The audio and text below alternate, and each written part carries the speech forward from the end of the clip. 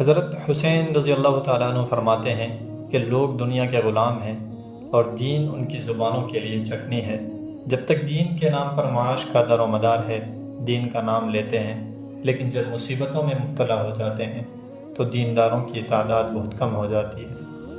اسی طرح وہ فرماتے ہیں کہ لوگوں جود و سخاوت کرنے والا سردار قرار پاتا ہے اور بخل کرنے والا ذلیل و رسوا ہوتا ہے، اور فرماتے ہیں کہ جب تمہیں یقین ہے کہ خدا تمہارے ساتھ ہے تو پھر کوئی فرق نہیں پڑتا کہ کون کون تمہارے خلاف ہے۔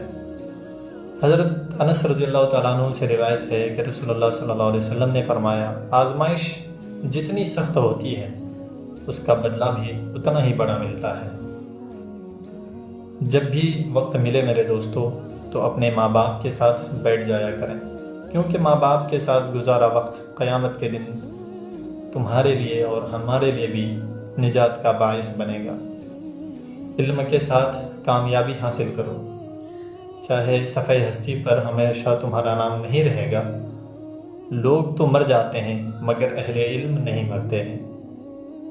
ہم بھی کتنے عجیب لوگ ہیں، اپنے ماں باپ اور بہن بھائیوں سے ساری زندگی جھوٹ بول کر دھوکہ دیتے ہیں اور اپنی اولاد سے وفاداری کی امید لگا لیتے ہیں۔